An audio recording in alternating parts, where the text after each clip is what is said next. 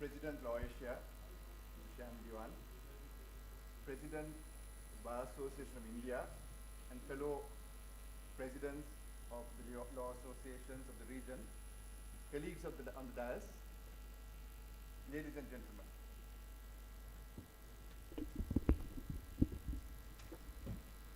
Warm greetings to all of you from the beautiful island of Sri Lanka, which has just been named the most beautiful island in the world.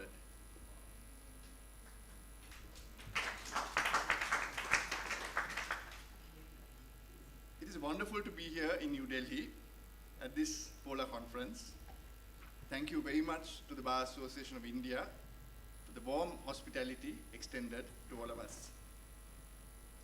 As I mentioned yesterday at the roundtable discussion, I took over as president of the 26,000 member Bar Association of Sri Lanka earlier in March this year. And the Bar Association this year proudly celebrates its Golden Jubilee. As you know, we are a long-standing member of Laotia, and I make an open invitation to all jurisdictions represented here today to partner with us in our journey to build and develop the legal profession and its surrounding objectives. We speak today on principles and enforcement, rethinking soft law and hard law in human rights.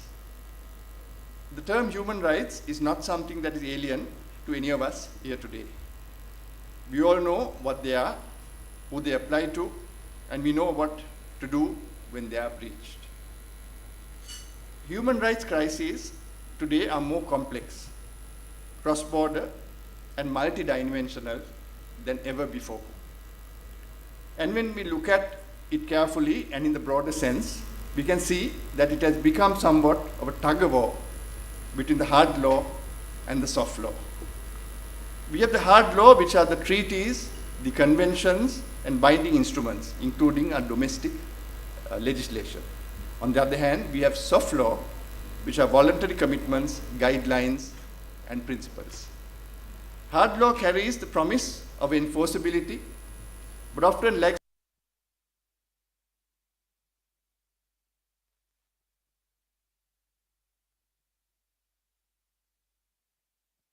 and enforceability, especially in the case of dualist states like Sri Lanka. Hard law has long been seen as a cornerstone of international human rights protection. Treaties are accepted to be the most common form of hard law. Treaties such as the International Covenant on Civil and Political Rights, commonly referred to as the ICCPR, the International Covenant on Economic, Social, and Cultural Rights, and the Convention on the Elimination of All Forms of Discrimination Against Women provide the promise of legal certainty, legitimacy, and enforceability. But ladies and gentlemen, when we look at our own domestic frameworks, can we say that the full potential or the full spirit of these treaties have actually been achieved? I will now take you through one example, being one of the most recognized human rights treaties in the world, the ICCPR, the International Covenant on Civil and Political Rights.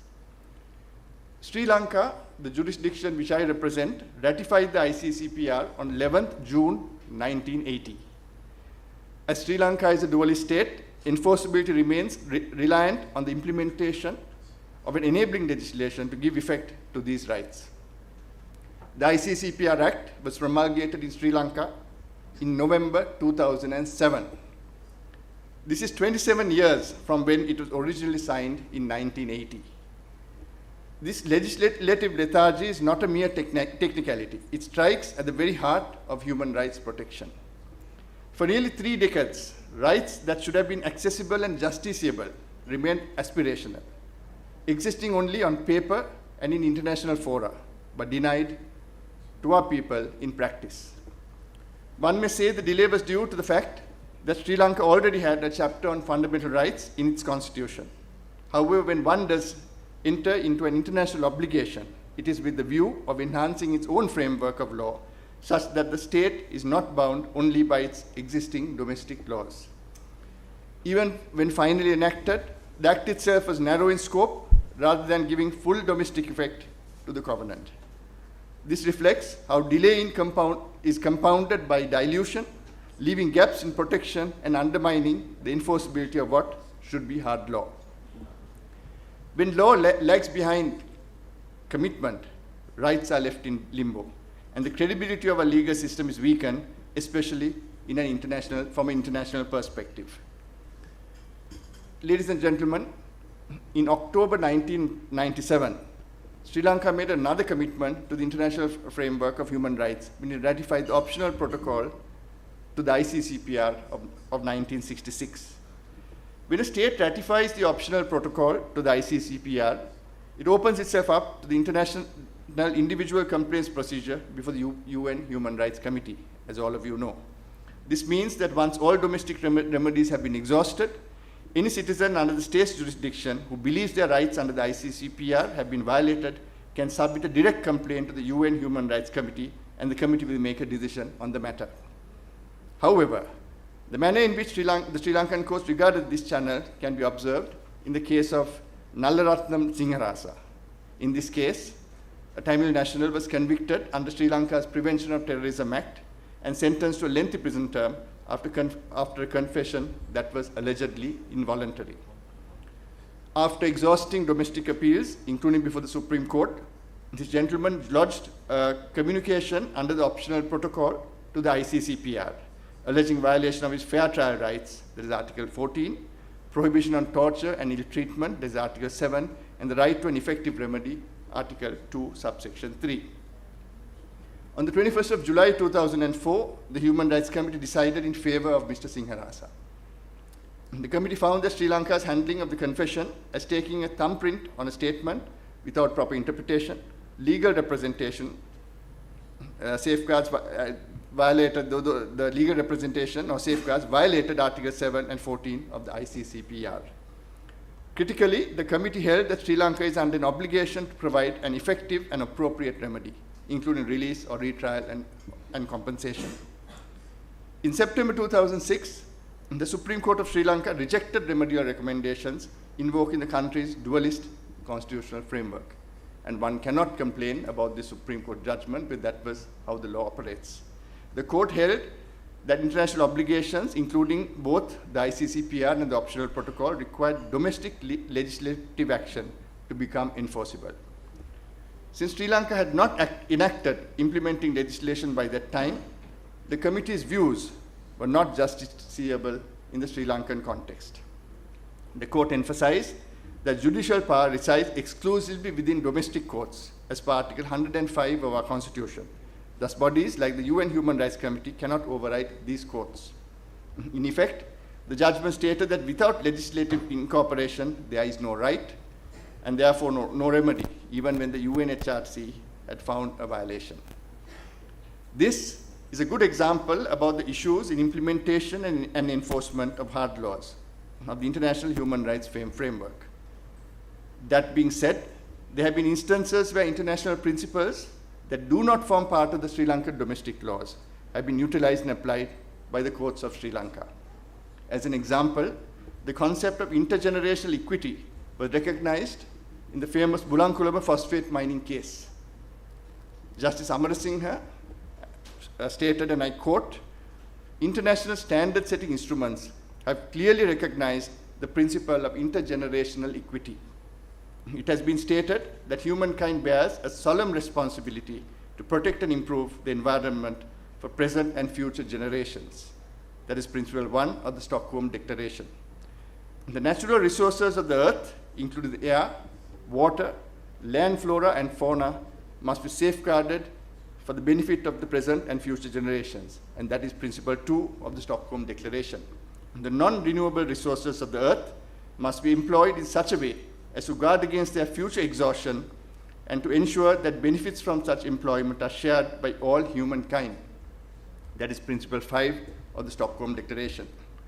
The right to development must be fulfilled so as to equitably meet developmental and environmental needs of present and future generations, and that is Principle 3 of the Rio de Janeiro Declaration.